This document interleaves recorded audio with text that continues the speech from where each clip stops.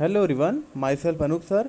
Today we will learn about the topic the making of Germany and Italy of the chapter 1 history the making of nationalism in Europe.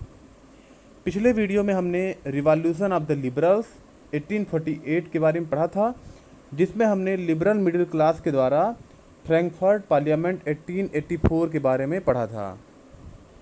और हमने देखा था कि किस तरीके से लिबरल मिडिल क्लास ने एक अटेम्प्ट किया था जर्मनी को यूनिफाई करने का, but their their attempt was failed. उनका अटेम्प्ट क्या हो गया था? फेल हो गया था। अब हम देखेंगे कि किस तरीके से जो कंजर्वेटिव जो मोनार्ची वहाँ हुआ करती थी, जो रूढ़वादी मोनार्ची जो हुआ करती थी, उसने किस तरीके से मैटर को हैंडओवर अपने अपने पास लिया और किस तरीके से जर्मनी का यूनिफिकेशन किया, इसके बारे में हम पढ़ेंगे। तो आइए शुरू करते हैं। After 1848 nationalism in Europe moved away from its association with democracy and revolution. 1848 यानी फ्रैंकफर्ट पार्लियामेंट के बाद यूरोप के अंदर जो नेशनलिज्म की जो फीलिंग थी, अब वो डेमोक्रेटिक या रिवॉल्यूशन के द्वारा नहीं आ रही थी, डेमोक्रेसी के द्वारा या रिवॉल्यूशन के द्वारा नहीं आ रही थी। अब ये जो नेशनलिज्म की फीलिंग अब कौन लाने वाला था? अब नेशनलिज्म की फीलिंग मोनार्ची खुद लाने वाली थी। मतलब अभी तक क्या था कि जो मिडिल क्लास और जो मिडिल क्लास थे यानी जो लिबरल्स थे, वो लोग नेशनलिज्म की फीलिंग को बढ़ावा दे रहे थे। लेकिन अब क्या होगा? अब उल्टा होगा। अब मोनार्ची खुद स्वयं जो है नेशनलिज्म की फीलिंग को बढ़ावा देगा और यूनिफिकेशन करवाया जाएगा। किसका किसका? जर्मनी का और इटली का। तो क्रांति और डेमोक्रेसी की जगह पर नेशनलिज्म एक नए फॉर्म में आ गया।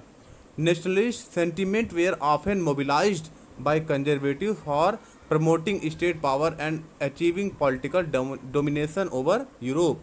अब जो नेशनलिस्ट जो सेंटिमेंट था वो किसने ले लिया? नेशनलिस्ट जो सेंटिमेंट, जो लोगों के अंदर एक राष्ट्र भावना आई थी, जिसकी वजह से फ्रैंकफर्ट पार्लियामेंट या बाकी फ्रेंच रिवॉल्यूशन हुआ था, अब उसको किसने ले लिया? उस आइडिया को वहाँ की जो मोनार्ची थी, जो राजतंत्र था वहाँ का, उसने उस सेंटीमेंट को अपने पास ले लिया। यानी जो कंजर्वेटिव थे उन लोगों ने ले करके क्या किया कि अब उस नेशनलिज्म वाली फीलिंग को ले करके और आर्मी के द्वारा, आर्मी की सहायता से और यूनिफिकेशन करवाया। और यूनिफिकेशन के बाद जो कंजर्वेटिव थे वो अपने पावर को उन्होंने बढ़ाया। मतलब अभी तक क्या था?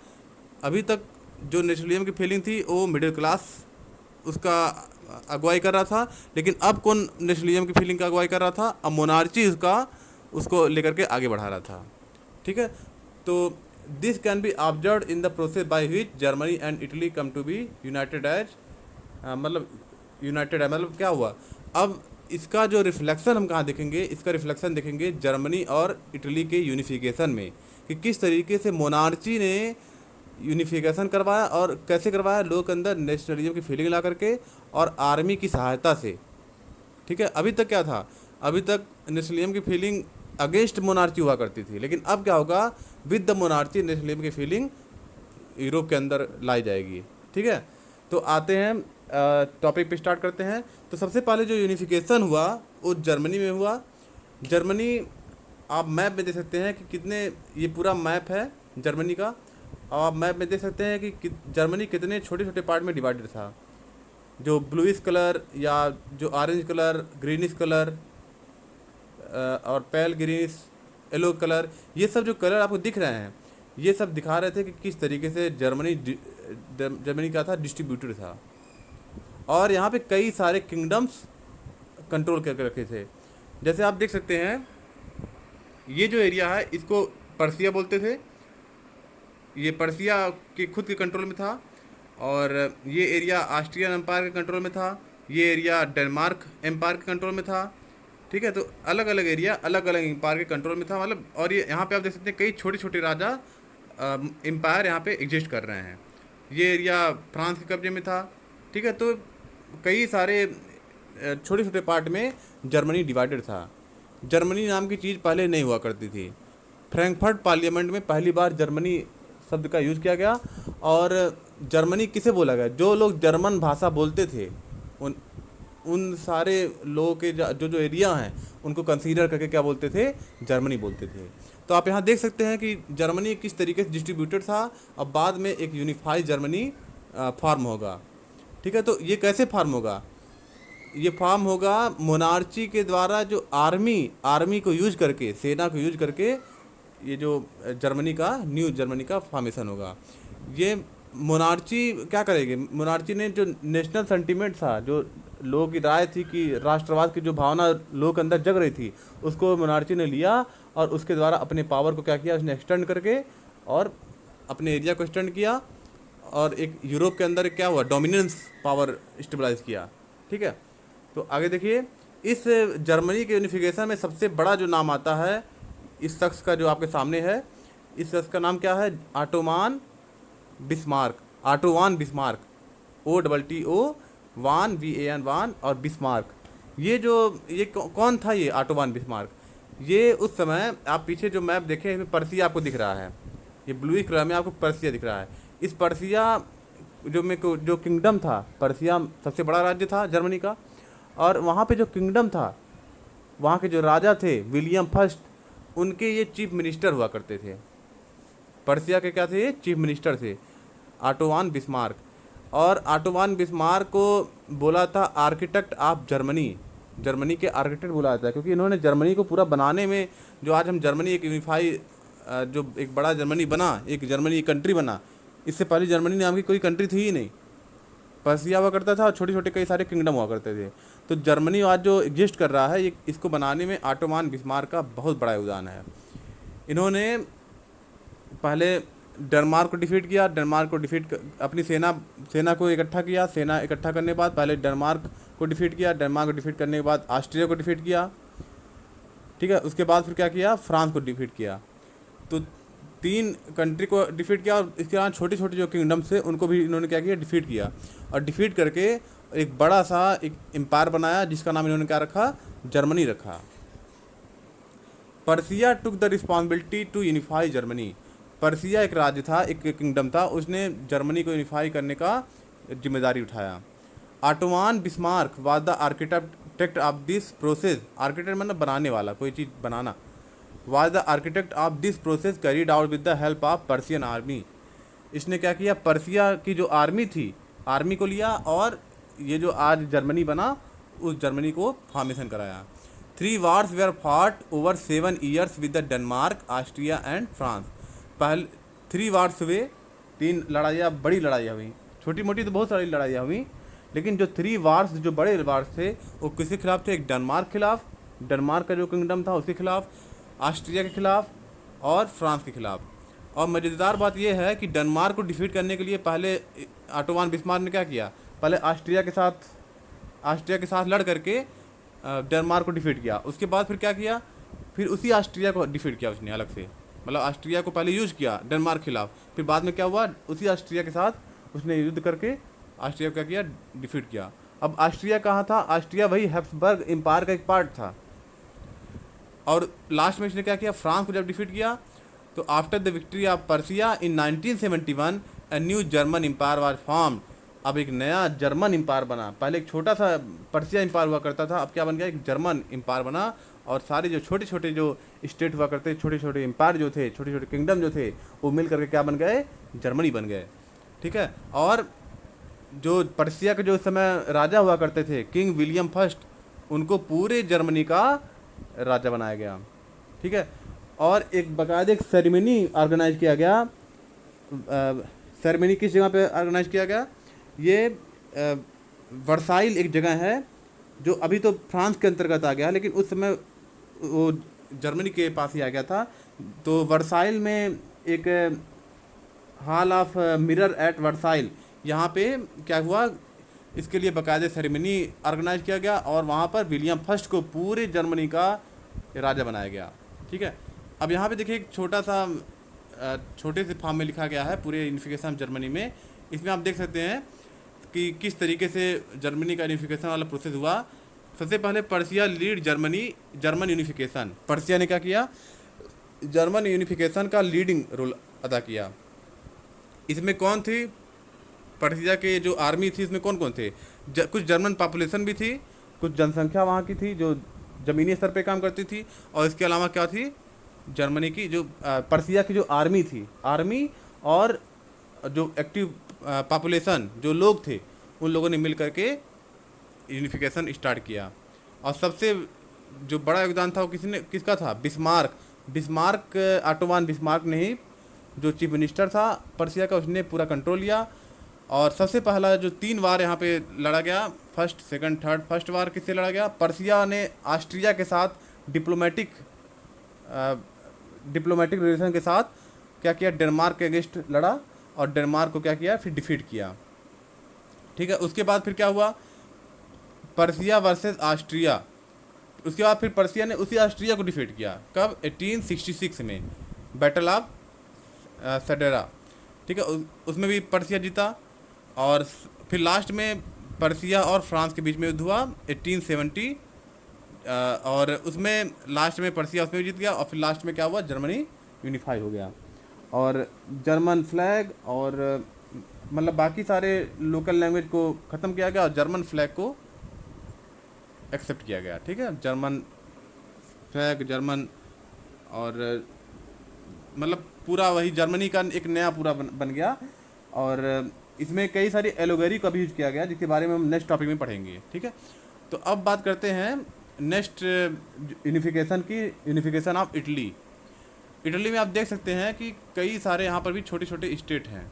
ये एक सिसिलीज, किंगडम ऑफ सिसिलीज है, और यहाँ पैपल स्टेट, इस एरिया को, इधर जो एरिया है इसको ऑस्ट्रिया ने कंट्रोल करके रखा था। और ये एरिया बस फ्री था, यही एरिया केवल एक फ्री था, सार्डिनिया पेडमेंट। ये पेडमेंट है, ये सार्डिनिया। यहाँ के जो राजा हुआ करते थे वो ये मानते थे कि मूल इटली यही है। ठीक है, मूल जो है इटली यही था। जो अभी मतलब राजा जो बने बाद में वो यही सार्डिनिया पेडमेंट के थे। और ये कई सारे छोटे छोटे स्टेट में डिवाइडेड था, मेनली 7 स्टेट में डिवाइडेड था।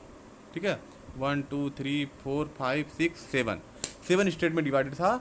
और इधर वाले स्टेट में ऑस्ट्रिया कंट्रोल करता था, इसी में पोप शासन करते थे, इधर सिसिलीज, और इधर छोटे मोटे कई सारे किंगडम्स यहाँ पे गवर्न करते थे। ठीक है, तो इटली का यूनिफिकेशन में जो बड़ा योगदान आया, सबसे पहले मैंने आपको बताया था एक व्यक्ति का नाम जिसिप मैजिनी।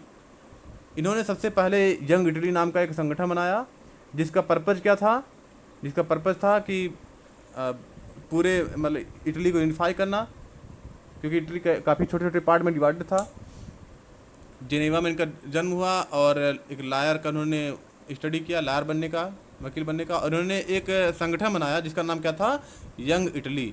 शुरू में इनका जो अटेम्प्ट था इटली को यूनिफाई करने का, वो फेल हो गया, और इनको ऑस्ट्रिया के जो हैब्सबर्ग एम्पायर का जो किंग, जो वहाँ के हेड थे, उन्होंने क्या किया, इनको पकड़ के बाहर पहुँचा दिया था। लेकिन फिर दोबारा ये अटेम्प्ट किया इन्होंने, और यंग इटली के द्वारा इन्होंने लोगों के अंदर राष्ट्र भावना डाला।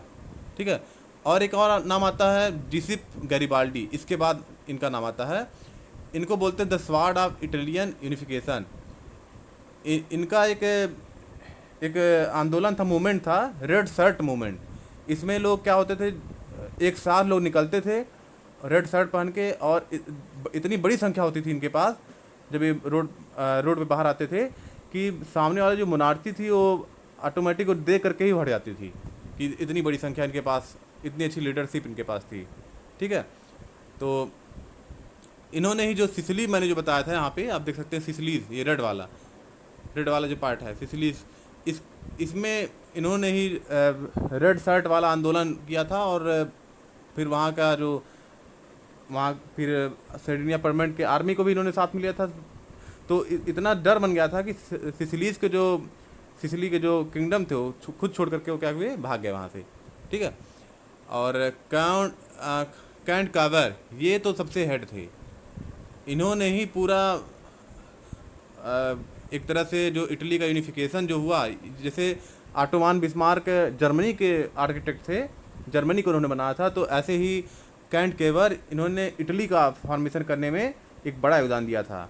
ये कौन थे, ये उस समय जो सार्डिनिया पेडमेंट, ये जो आप मैप पे देख सकते हैं, जो सार्डिनिया पेडमेंट, ये ग्रीनिश वाला साइड में इधर पेडमेंट है, इधर सार्डिनिया है। तो ये कैंट कैवर ने क्या किया, ये उस समय कहाँ थे, ये सार्डिनिया पेडमेंट के चीफ मिनिस्टर हुआ करते थे। और सार्डिनिया पेडमेंट के राजा कौन थे, विक्टर इनोमियल थे। विक्टर इनोमियल उस समय सार्डिनिया पेडमेंट के राजा हुआ करते थे, और कैंट कैवर उनके चीफ मिनिस्टर थे। तो कैंट कैवर ने ही पूरा एक आंदोलन चलाया, और इन्होंने क्या किया, अपनी आर्मी और डिप्लोमेटिक, इतना अच्छे डिप्लोमेटिक थे कि आप अभी सुनेंगे इनकी कहानी तो आप सोचेंगे कि हाँ, कि इन्होंने किस तरीके से इटली को यूनिफाई किया। तो कैंट कैवर ने क्या किया, कैंट कैवर जानते थे कि ऑस्ट्रिया एम्पायर को, ये इनका छोटा सा एम्पायर हुआ करता था, ये क्या नाम था इसका, सार्डिनिया पेडमेंट। तो ये छोटा सा एम्पायर था, तो इन्होंने सोचा कि हमारे पास इतनी पावर है नहीं कि हम ऑस्ट्रिया को डिफीट कर पाएंगे, क्योंकि हैब्सबर्ग एम्पायर बहुत पावरफुल था और इनके पास सेना बहुत कमज़ोर थी।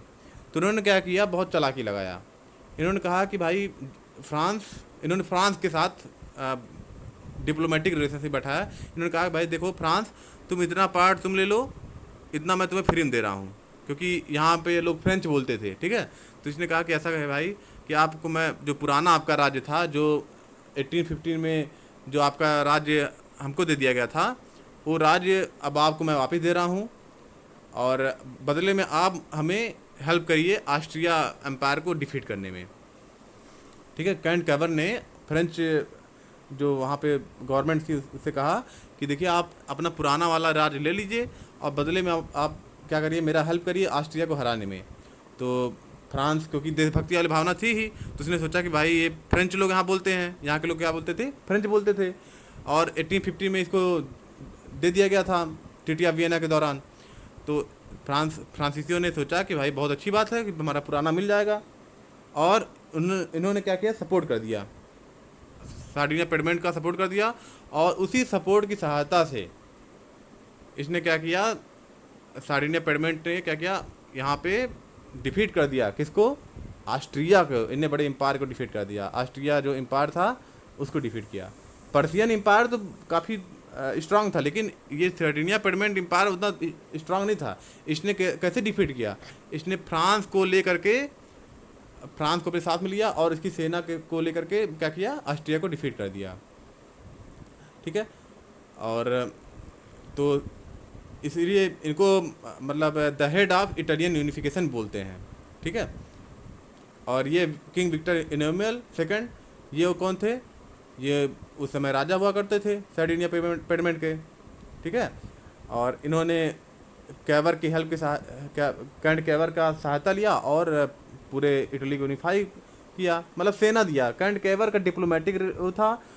गैरिबाल्डी ने मैजिनी ने क्या किया, मैजिनी ने पहले एक माहौल बनाया, गैरिबाल्डी ने सिसिलीज में आंदोलन किया, ठीक है।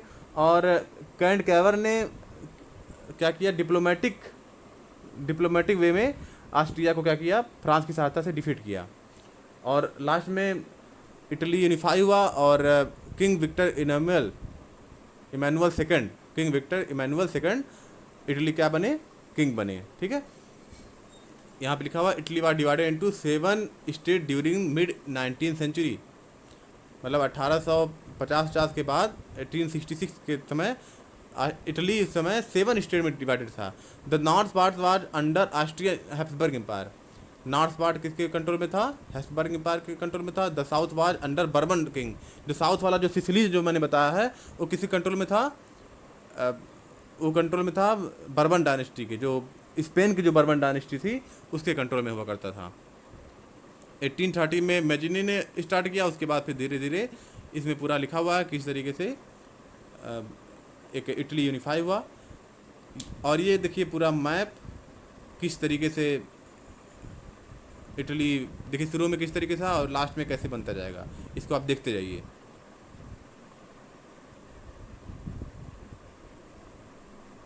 मैप को ध्यान दीजिए, देखिए किस तरीके से चेंज हो रहा है ये मैप।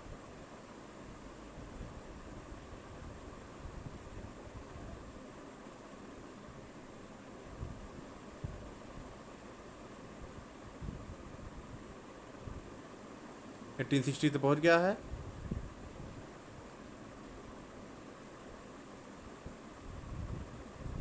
जो आपको ब्राउनिश कलर दिख रहा है, ये ब्राउनिश कलर इटली है। इटली बनते जा रहा है, देखिए किस तरीके से।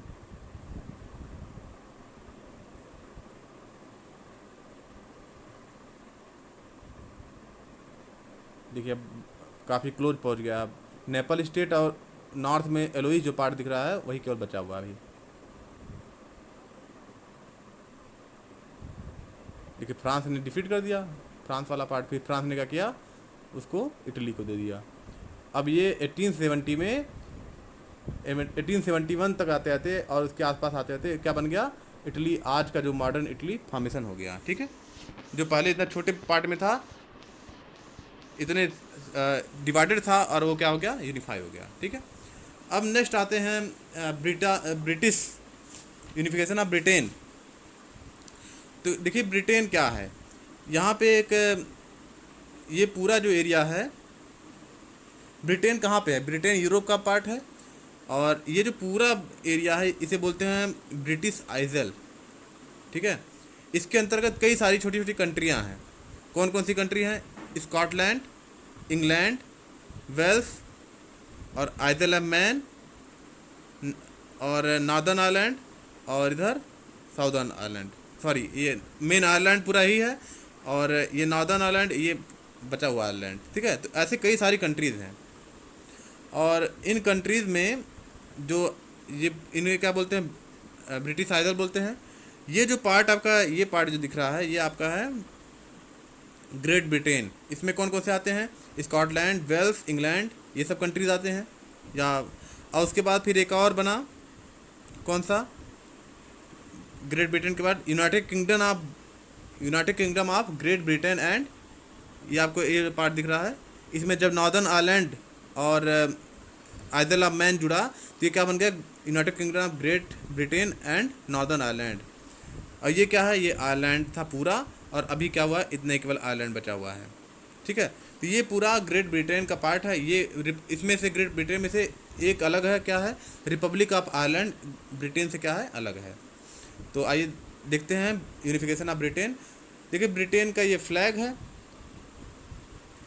In Britain the formation of nation state war not the result of sudden revolution. Britain में जिस तरीके से, इस तरीके नहीं कि जर्मनी में और इटली में जिस तरीके से यूनिफिकेशन हुआ, उस तरीके से ब्रिटेन का यूनिफिकेशन नहीं हुआ। It was the result of long drawn out process. ये बहुत लंबे समय में ब्रिटेन का फॉर्मेशन हुआ। The primary identity of the people who inhabited the isle, British isle, were ethnic ones such as English, Welsh, Scot, Irish. All of these had their own culture and political tradition. देखिए मैंने यहाँ पे आपको बताया था, ये पूरा British Aizawl है, और इसमें कई सारे कंट्रीज थे, जैसे स्कॉटलैंड, इंग्लैंड, वेल्स, आयरलैंड। ठीक है, तो ये सारी कंट्रीज़ का अलग अलग एक कल्चर था, वहाँ के रहन सहन, पहनावा, ठीक है, लैंग्वेज, ये सब क्या था, पूरा डिफरेंट था। उनका कल्चर भी अलग था, मतलब रहने का तरीका, कपड़ा पहनने का तरीका, पूरा कल्चर अलग था। ठीक है, कौन कौन से एथनिक ग्रुप थे, इंग्लिश, वेल्स, स्कॉट, आयरिश, ये सब हुआ करते थे। But as the English nation steadily grew in wealth and power, जैसे जैसे इंग्लिश नेशन वेल्थ और पावर में बढ़ते गया। वेल्थ पावर में कैसे बढ़ा, जैसे ईस्ट इंडिया कंपनी ने भारत में कब्जा कर लिया, और यहाँ से रिवेन्यू भेजता था इंग्लैंड पे। ठीक है, ऐसे और भी जगह से रिवेन्यू लेकर के इंग्लैंड भेजता था, तो इंग्लैंड क्या होते गया, अमीर होते गया, और उसका पावर भी क्या होते गया, बढ़ते गया। It was to extend its influence over the other nation of the island. तो जब इंग्लैंड का पावर बढ़ने लगा, धन बढ़ने लगा, पावर बढ़ने लगा, तो उसने क्या किया, अपना प्रभाव जो ब्रिटिश आइजल के जो बाकी जो कंट्रीज थे, यानी स्कॉटलैंड, वेल्स, आयरलैंड, इन सब कंट्रीज पे अपना प्रभाव उसने डालना शुरू कर दिया। द एक्ट ऑफ यूनियन 1707, एक एक्ट ऑफ यूनियन, मतलब एक नियमावली के अंतर्गत इंग्लैंड और स्कॉटलैंड को क्या किया गया, मर्ज कर दिया गया। पहले स्कॉटलैंड वालों को दिखाया गया कि देखिए आप इंग्लैंड में शामिल हो जाइए, ब्रिटेन में शामिल हो जाइए, आपको ये सुविधा मिलेगा, ये सुविधा मिलेगा। तो ये दिखा करके, प्रलोभन दे करके किसी तरीके से उन्होंने क्या किया, United Kingdom of Great Britain का फॉर्मेशन किया। ये कैसे बना, 1707 में सबसे पहले कौन मिला, स्कॉटलैंड मिला, स्कॉटलैंड और वेल्स पहले मिल चुका था। उसके बाद बड़ा जो परिवर्तन आया 1707, जब इंग्लैंड और स्कॉटलैंड क्या हुए, दोनों मिल गए, और उन्होंने क्या बनाया, United Kingdom of Great Britain. ठीक है, due to this act Scotland distinctive culture and political institution were suppressed. इसकी वजह से क्या हुआ, स्कॉटलैंड देखिए, स्कॉटलैंड का कल्चर देखिए, पहनावा और लोग किस तरीके से रहते थे, ठीक है, ये पूरी तरीके से उनका कल्चर ख़त्म कर दिया गया। तो सबसे पहले किसको जोड़ा गया, सबसे पहले जोड़ा गया स्कॉटलैंड को। कब जोड़ा गया, 1707 एक्ट ऑफ यूनियन के दौरान। एक्ट ऑफ यूनियन क्या था, एक जगह साइन करवा लिया गया कि भाई देखिए स्कॉटलैंड के जो राजा हुआ करते थे उनसे साइन कराया गया, और एक तरफ इंग्लैंड के साइन कराया गया, और दोनों ने समझौता किया कि अब जो है एक दोनों मिल करके एक राष्ट्र बनाएंगे जिसका नाम क्या रहेगा, Great Britain of United Kingdom, या United Kingdom of Great Britain बनाया जाएगा। ठीक है, देख सकते हैं आप, ये जो ग्रीनिश पार्ट है ये अभी ग्रेट ब्रिटेन का पार्ट है। तो Ireland war divided between Catholic and Protestant. तो अभी स्कॉटलैंड जुड़ गया, वेल्स भी धीरे से जुड़ गया था। वेल्स कमज़ोर देश था, ठीक है, वेल्स और आइजल ऑफ मैन ये सब छोटे छोटे थे, इनको भी जबरदस्ती जोड़ दिया गया और स्कॉटलैंड को प्रलोभन देकर के जोड़ा गया। कब जोड़ा गया, 1707 एक्ट ऑफ यूनियन के द्वारा। अब बचा क्या था, अब बचा था ये किनारे वाला आयरलैंड, ये जो आयरलैंड आपको दिख रहा है ना, ये पूरा पोर्शन, ये आयरलैंड बचा था। तो इसने क्या किया, ब्रिटेन ने क्या किया, चालाकी लगाया। आयरलैंड में दो तरह के लोग थे, एक कैथोलिक थे और एक कौन थे, प्रोटेस्टेंट थे। कैथोलिक और प्रोटेस्टेंट दोनों ईसाई धर्म के ही लोग हैं, दोनों क्रिश्चियन ही हैं। लेकिन जो कैथोलिक हैं ये बाइबल को मानते हैं, और बाइबल के साथ साथ जो वेटिकन सिटी में जो पोप बैठते हैं, यानी जो उनके धर्मगुरु, क्रिश्चियन के जो धर्मगुरु यानी पोप, ये बाइबल को भी मानते हैं, और जो क्रिश्चियन के जो धर्मगुरु हैं यानी पोप, इनको भी मानते हैं। तो उन्हें क्या क्या बोलते हैं, कैथोलिक बोलते हैं। और प्रोटेस्टेंट विचारधारा वाले क्या होते हैं, ये लोग केवल बाइबल को मानते हैं, और कोई भी रूढ़वादी वाली बातों को, जो ईसाई धर्म में जो रूढ़वादी बातें हैं उनको नहीं मानते हैं। ठीक है, प्रोटेस्टेंट एक मतलब ये दो क्रिश्चियनिटी दो सेक्ट में बटा हुआ है। जैसे हर एक धर्म कई भागों में बटा हुआ ना, जैसे हिंदू धर्म कई कई जातियों में बटा हुआ है, इस्लाम में भी सिया सुन्नी जैसे दो वर्गों में बटा हुआ है, ऐसे ही क्रिश्चियन में भी दो बटा हुआ है। कौन कौन सा, कैथोलिक और प्रोटेस्टेंट। कैथोलिक कौन थे, कैथोलिक और प्रोटेस्टेंट दोनों बाइबल को मानते थे, लेकिन कैथोलिक कौन थे, कैथोलिक के धर्म, जो ईसाई धर्म के जो धर्मगुरु थे यानी पोप, उनको मानते थे, जो वेटिकन सिटी में बैठते हैं उनके नियमावली को मानते थे, जबकि प्रोटेस्टेंट उनके नियमावली को नहीं मानते थे।